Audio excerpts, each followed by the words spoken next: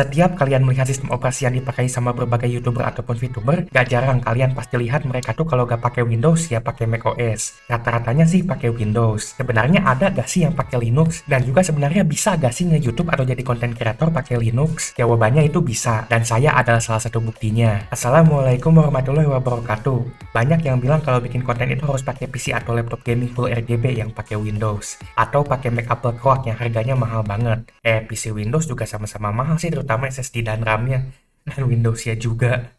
Kata mereka, yang pakai Linux itu cuma pecundang dan gak akan pernah jadi YouTuber atau content creator sukses. Apakah benar?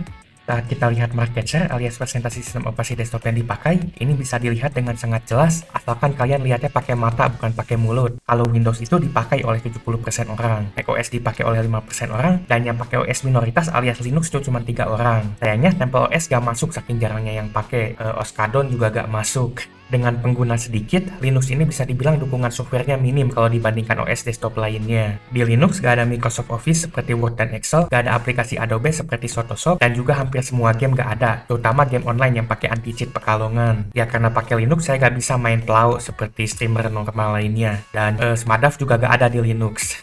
Tapi sebelum itu saya bakal sedikit bahas gimana saya bisa tiba-tiba pakai Linux yang awalnya cuma coba-coba malah jadi OS utama. Dan sebelum itu kita akan menjalankan sesuatu yang jelas dan pasti kompatibel dan pasti bisa dilakukan di Linux, yaitu nampilin daftar orang yang YMMA atau yang membership aja. Khusus untuk yang sudah join membership, kalian bisa dapat kesempatan buat masuk TV. Walaupun aslinya nggak pernah masuk TV juga, biasanya masuknya rekaman layar HP, layar tor monitor atau layar laptop. Ya singkatnya nama kalian bakal muncul di video. Selain itu, kalian juga bisa nonton video lebih awal dan nonton video khusus di MMA. Jadi banyak kelebihan join membership. Dan harganya itu murah, cuma 5.000. Harga ini berlaku buat semua orang, baik pengguna Windows, Mac, dan Linux.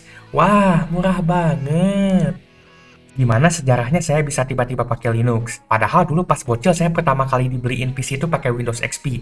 Dan selanjutnya hampir setiap saya pegang komputer tuh pasti semuanya pakai Windows. Saya pertama kali nyobain Linux itu di tahun 2011 di zaman ada polisi nyanyi lagu India yang viral. Tapi itu masih coba-coba dan masih di virtual mesin. Dan dulu distro Linux yang pertama saya coba itu Garuda OS. Ini distro Linux dari Indonesia berbasis PC Linux OS dan pakai desktop environment KDE. Ini bukan Garuda Linux tapi Garuda OS. Kalau Garuda Linux itu yang buatan Vrindavan. Garuda di dadaku dan juga di komputerku, maksudnya di virtual mesin virtual boxku. Dulu gimmicknya itu lebih baik pakai Linux lokal ini dibandingkan Windows bajakan. Namun karena Linux di zaman itu masih gak semudah sekarang, ditambah saya juga masih skill issue, akhirnya ya saya tetap stay di Windows dan waktu itu tuh saya masih pakai Windows 7. Selanjutnya untuk beberapa tahun ke depan saya stay pakai Windows untuk OS utama. Di tahun 2012 yang katanya kiamat, tapi ternyata kiamatnya diundur. Saya sempat coba Windows 8. Dulu sampai ada iklannya di TV dan saya ingat banget dulu tuh saya langsung pasang pas baru rilis selang beberapa hari. Tapi itu tuh gak bertahan lama karena saya gak betah dan beberapa bulan kemudian akhirnya balik lagi ke Windows 7. Dan selang beberapa tahun, di tahun 2017, zaman ada orang nyanyi juga tapi kali ini nyanyi lagu religi dan cuman orang biasa. Saya sempat iseng coba lagi pakai Linux. Karena kebetulan waktu itu saya ada laptop kentang yang rusak lebih harddisk dan layarnya. Tapi pengen coba saya pakai. Akhirnya saya kepikiran buat masukin Linux ke flashdisk dan si laptopnya dicolok ke tor monitor. Dan untuk beberapa bulan ini tuh jadi daily driver saya. Spek laptopnya tuh kentang banget, cuman pakai Celeron, RAM 2GB, ditambah banyak banget yang rusak dan udah gak layak pakai seharusnya, tapi tetap saya paksa pakai. Waktu itu saya pasang Ubuntu server yang udah dipasang desktop environment LXDE. Niat awalnya tuh si laptop ini tuh pengen jadiin home server, cuman akhirnya malah jadiin buat daily. Kalau masalah performa ini ngelednya luar biasa brutal, tapi minimal bisa kepake yang awalnya itu cuma rongsok akibat rusak. Karena saya gak pakai swap, jadi kalau RAM-nya penuh biasanya langsung auto ngehang. Dan juga ini tuh storage-nya nge-lag banget karena pakai flash disk. Udah USB 2.0, eMMC flash disk juga jelek. Saya masih ingat banget dulu saya pertama kali ngoding koneksi.php itu pakai laptop kentang yang dipasang Linux di flash disk. Dan saya sampai bisa bikin CMS pakai PHP waktu itu tuh. Saya pertama kali bisa bahasa PHP gara-gara pakai Linux di laptop kentang yang udah sekarat. Tapi sayangnya saya masih belum punya Lamborghini sampai detik ini. Lalu di tahun 2018 di zaman setelah ada akses ke laptop yang lebih layak, saya coba install Linux karena saya udah kebiasaan sama Linux dan mulai gak enak pakai Windows. Bukan mantannya Prabowo. Titik yang bikin saya benar-benar pengen mualaf ke Linux itu dulu pas saya bikin proyek PHP pakai XAMPP. Di Windows jalan, tapi pas di deploy ke server Linux tuh malah ngebug brutal. Itu tuh gara-gara struktur direktori dan permisinya beda. Dan ini yang bikin saya kepikiran mending pakai Linux aja biar sama kayak servernya. Dan akibat kejadian tersebut akhirnya saya benar-benar mualaf ke Linux. Selang beberapa bulan saya sempat kepikiran mau balik lagi ke Windows karena di Windows sekarang ada WSL bisa jalanin Linux. Tapi untungnya karena laptopnya ini masih kentang juga walaupun gak separah yang sebelumnya, tapi tetap aja ini tuh ketar-ketir pas dipasang Windows 10 karena masih pakai Robbie hard disk. Dan akhirnya saya tetap memilih pakai Linux. Dan setelah kejadian ini, saya selalu pakai Linux sebagai OS utama saya. Sampai detik ini saya masih pakai Linux sebagai OS utama saya. Dan saya tuh gak kepikiran buat pakai Windows lagi. Dan malah di saat ini tuh saya udah lebih familiar pakai Linux. Dan saat saya pakai Windows tuh kayak gak nyaman, kayak kaku gitu, kayak harus adaptasi lagi. Dan efektifnya tuh saya ini udah serius banget pakai Linux. Saya udah efektif pakai Linux sebagai daily driver sejak 2018 kurang lebih. Setelah bertahun-tahun saya pakai Linux sebagai OS utama, rasanya itu gimana sih? Apakah rasa jeruk, rasa stroberi, rasa coklat, rasa seblak? Untuk Linux yang saya biasa pakai khusus Ubuntu dari awal pakai Linux sampai sekarang. Cuman saya sempat ganti rasanya. Awal pakai Linux sebagai OS utama, saya tuh pakai Ubuntu biasa yang pakai Genome. Tapi akhirnya saya ganti ke Ubuntu Mate. Alasannya karena tampilannya lebih simpel, lebih mirip Windows, dan juga cukup ringan walaupun bukan yang paling ringan. Walaupun gak support fitur baru dan tampilannya bisa dibilang agak jelek, tapi tetap saya pakai karena masih fungsi dan udah biasa aja sih. Untuk performa dan kelancaran, dari yang saya rasakan di berbagai perangkat, biasanya Linux ini tuh jauh lebih lancar dan stabil kalau dibandingin OS sebelah. Dan di Linux itu kalau error biasanya langsung nampilin secara detail. Minusnya ini buat awam bakal bingung, tapi kelebihannya ini kita bisa tahu secara jelas yang error itu apa dan yang perlu dibenerin itu apa. Kalian juga gak jarang bisa search Google atau nanya AI buat solusinya, tapi jangan ditelan mentah-mentah. Kalau jujur, saya lebih enak errornya Linux. Kalau OS sebelah tuh biasanya cuma nampilin kode atau cuma ngasih tahu kalau error tanpa ngasih tahu masalahnya di mana. Cuman yang saya rasakan saat awal-awal pakai itu harus banyak banget adaptasi. Banyak sesuatu yang caranya itu beda sama di Windows. Misalnya di Linux gak ada klik kanan refresh yang katanya bisa bikin PC jadi bersih. Dan yang paling signifikan menurut saya tuh, di Linux kalian harus bersahabat dengan terminal. Kemarin saya sempat ke salah satu terminal dan isinya tuh banyak angkot dan bis, gak ada Linuxnya. Kalian harus ngerti cara ngetik pakai terminal. Untuk perintah sebenarnya gak harus hafal, yang penting tahu. Kalau misalnya lupa ya kalian bisa cari di Google atau nanya ke AI. Yang penting kalian tahu caranya dan tahu mau ngapain. Tapi aslinya kalau udah biasa sama terminal dan juga cara kerja Linux, pas balik lagi pakai Windows tuh malah jadi gak enak dan malah jadi kayak kaku gitu. Dulu yang awalnya saya gak enak pas pakai Linux karena masih gak hafal perintah-perintah dan cara kerjanya, setelah biasa pakai Linux malah gak enak pas pakai Windows jadinya. Selain itu, pakai Linux juga memberikan rasa bangga tersendiri. Ini yang bikin orang semacam Anton Wibowo suka maksain orang pakai Linux. Salah satunya mungkin efek karena kelihatan kalau pakai Linux tuh lebih sulit dipakai dibandingin Windows. Jadi ya mungkin merasa lebih jago kalau pakai Linux, padahal belum tentu juga sih. Ya sebenarnya Linux itu sama-sama sistem operasi juga yang masih banyak masalahnya dan nggak sempurna. Jadi sebenarnya Linux ini alternatif dari Windows dan bukan solusi dari masalah Windows itu sendiri. Singkatnya bagi saya pakai Linux ini enak rasanya. Seperti daging penguin mungkin ya rasanya. Dimana saya udah nggak pengen pakai Windows dan macOS lagi. Untuk edit video, pilihan software edit video di Linux itu lebih sedikit dibandingkan OS sebelah. Karena penggunanya juga lebih dikit. Di Linux gak ada capcut yang kikir dan gak ada Adobe Premiere yang rajin crash. Dan sama-sama kikir juga. Untuk alat edit yang ada di Linux, buat yang non-floss itu ada DaVinci Resolve. Dan buat yang floss ada Kdenlive dan OpenShot. Kebetulan saya selama ini ngedit video untuk hampir semua video di channel ini tuh pakai Kdenlive. Kdenlive ini floss, 100% gratis dan juga disukai Anton Wibowo. Jadi gak usah ribet ngebajak jadi patani seperti aplikasi sebelah. Untuk fiturnya, bagi saya Kdenlive ini cukup.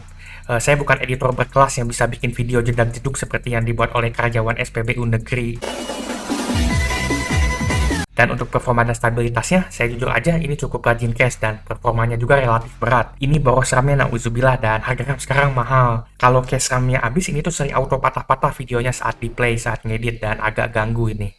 Padahal saya cuma ngedit video 1080p 30 fps. Dan ini tuh gak support CPU acceleration di PC saya. Jadinya cuma CPU-nya aja yang kerja. Walaupun performanya agak-agak berat dan rajin cache, saya masih gak ada niatan buat ganti alat edit. Karena udah terlalu kebiasaan dan juga saya males buat belajar alat edit yang baru. Jadi singkatnya kalian sebenarnya masih bisa buat edit video di Linux. Cuman kalian harus belajar pakai alat baru dan juga ini masih agak kurang cocok buat profesional yang butuh fitur khusus dari aplikasi non-floss. Selain pilihan software edit videonya sedikit, pilihan game yang bisa dimainkan juga sedikit. Untuk saya secara personal sih saya jarang main game karena nggak ada waktu dan saya bukan gamer. Jadi kurangnya game di Linux tuh gak jadi masalah besar untuk saya. Di Linux ada game native yang bisa jalan. Contohnya game kotak-kotak versi Jawa itu bisa jalan di Linux secara native dan juga lancar. Walaupun saya orang Sunda tapi saya bisa main Minecraft Jawa. Ini kemarin saya pakai buat live main Minecraft tapi servernya itu pakai J2Frame HP tolol. Dan ternyata malah gak kuat si J2Frame yang crash mulu karena kehabisan RAM. Kalian bisa lihat video cara jadiin J2Frame menjadi server Minecraft di channel saya. Kalaupun saya mau main game Windows, ada beberapa alternatif yang bisa saya pakai. Pertama, saya bisa coba pakai alat jalanin game Windows di Linux seperti Proton bawaan Steam. Ini kemarin saya coba bisa buat sebagian game. Saya pernah pakai kemarin pas saya live streaming main Mi Side kemarin yang udah di modnya si Mita jadi pakai hijab. Cara ngemodnya juga beda dikit di Linux, tapi akhirnya saya ketemu caranya dan bisa. Untuk alternatif kedua, saya bisa pakai komputer atau laptop lain yang pakai Windows buat jalanin gamenya. Ini kemarin saya pakai buat live saat main game balapan saat takbiran kemarin. Ini tuh saya colok laptop kentang Asus SX200 Ci yang pakai Celeron RAM 2GB ke capture card. Jadi si laptop kentang Windowsnya cuma mainin game dan kerjaan renderingnya itu dihandle sama Linuxnya. Cuman buat yang ini sih perlu perangkat tambahan seperti komputer lain dan juga capture card. Dan yang terakhir, saya selalu bisa pasang Windows ke penyimpanan lain dan booting ke Windows. Kalau kalian lihat video saya yang rekam tampilan Windows, gak jarang itu saya lagi booting ke SSD yang isinya Windows. Ya, ini namanya dual boot. Apakah bisa nge-VTube pakai Linux? VTuber itu konten kreator yang pakai karakter virtual. Biasanya karakter gepeng kayak anime gitu. VTube ini gak jarang membutuhkan resource lebih besar dibandingkan streamer biasa.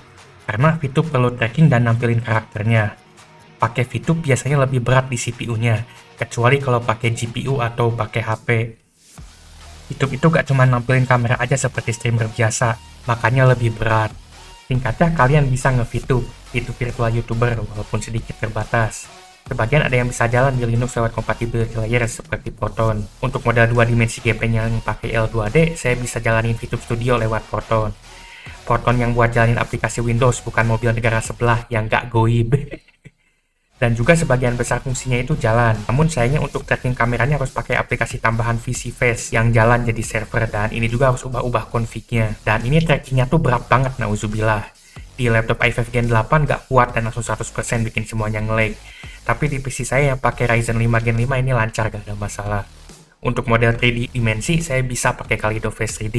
Ini jalan di browser, jadi tinggal saya buka aja URL-nya, udah itu masukin Windows si browsernya ke OBS dan atur-atur crop dan chroma key-nya kalau perlu. Jadi singkatnya kalau bisa sih bisa, cuman nggak semua fitur ada dan kalian perlu effort lebih dibandingkan di OS sebelah. Salah satu alat streaming paling populer yang dipakai untuk rekam layar ataupun streaming game itu OBS atau Open Broadcaster Software. Software ini tuh open source dan juga tersedia di Linux walaupun fiturnya nggak selengkap di OS sebelah. Dan untuk kebutuhan streaming dan rekam saya, ini nggak ada masalah. Cuman minusnya di Linux ini hardware encodernya tuh gak mau jalan. Jadi proses rendernya harus pakai CPU dan gak bisa manfaatin GPU buat encodingnya. Jadi buat kalian yang prosesornya kurang bagus, kalau streaming di Linux itu bakalan lebih berat, bukan lebih ringan. Selain itu settingannya juga agak sedikit beda sama Windows, jadi agak sedikit butuh adaptasi saat pakai OBS di Linux. Kalau saya sih sebaliknya perlu adaptasi pas pakai di Windows. Dan untuk alat streaming lain banyak yang gak ada di Linux. Salah satunya alat streaming kandang monyet yang gak ada di Linux. Singkatnya, untuk streaming ini masih bisa dan OBS bisa jalan di Linux. Seperti yang saya bilang sebelumnya, untuk sekarang dan kedepannya saya akan tetap pakai Linux sebagai sistem operasi desktop utama saya. Alasannya sebenarnya banyak. Salah satunya karena Linux ini floss, yang berarti bebas dan juga gratis, dan juga disukai Anton Wibowo. Tapi yang jadi alasan utamanya, saya sendiri udah familiar dan udah biasa pakai Linux, dan kebutuhan saya tuh udah cukup terpenuhi, di mana saya bisa hidup tanpa Windows dan Mac. Saya bisa menyelesaikan tugas dan masalah saya pakai Linux, jadi ya ngapain juga saya balik lagi ke Windows atau coba Mac yang harganya mahal. Sebenarnya bisa sih pasang macOS di PC saya, kalian bisa lihat videonya di channel saya. Selain itu, pakai Linux dan software floss lainnya juga memberikan rasa lebih tenang bagi saya. Selain harganya gratis dan saya gak perlu nge-crack, software floss juga lebih aman karena source code-nya terbuka dan ini tuh bikin saya lebih aman dan nyaman saat pakainya. Kalau pakai software dan OS non-floss tuh kadang ada rasa gak tenang, apalagi yang banyak mata-matanya dan juga berat seperti Windows. Yang saya lihat, bahkan konten kreator yang fokus ke Linux pun gak jarang aslinya masih pakai Windows atau Mac sebagai OS utamanya. Kalau saya sih kebalik, Sering bahas Windows sama Mac tapi OS utamanya pakai Linux. Jadi, apakah kalian bisa bikin konten dan jadi konten kreator pakai Linux? Jawabannya bisa. Namun, prosesnya tidak akan semudah OS sebelah, dan kalian perlu belajar pakai alat baru dan juga ada sebagian hal yang tidak bisa dilakukan di Linux, seperti jalanin Microsoft Office atau mainin game yang nggak jalan di Linux. Selain itu, banyak hal yang mudah dilakukan di OS lain, tapi kalau di Linux itu seperti dipersulit karena beda caranya atau belum ada cara mudahnya. Dari awal saya bikin channel YouTube ini dan jadi YouTube Anime Gepeng, saya udah pakai Linux. Video awal-awal saya juga dibuat pakai Linux. Dan bahkan dulu saya pernah bikin tutorial nge-VTube di Linux dan juga alat yang saya pakai buat edit video dan sebagainya di Linux. Jadi sebenarnya kalau niat itu bisa banget. Yang penting dan yang paling utama itu kalian fokus produktif bikin konten dan pakai niat. Kalau gak pakai niat, nanti malah scroll Facebook bukannya bikin video. Sayangnya, Linux ini jarang digunakan oleh rata-rata orang dan juga jarang dipakai sama konten kreator. Jawabannya karena khusus untuk konten kreator, banyak mereka yang bertergantungan sama software yang nggak ada di Linux, seperti antek-antek alat Adobe, Microsoft Office, dan juga game. Walaupun Linux itu gratis, tapi kalian bayar pakai waktu. Waktu untuk belajar hal baru, yaitu OS Linux-nya itu sendiri, dan juga waktu untuk troubleshooting-nya, karena Linux juga gak jarang banyak masalahnya. OS sebelah juga banyak masalahnya juga sih. Singkatnya, di video ini tuh saya cuma ngasih tahu aja pengalaman saya pakai Linux dan saya tuh gak maksa dan gak nyuruh kalian pakai Linux. Karena bagi saya sendiri sistem operasi itu cuma alat dan ini tuh bebas pakai yang kalian mau sesuai kebutuhan dan preferensi kalian. Itu saja sekian dari saya, semoga video ini bermanfaat.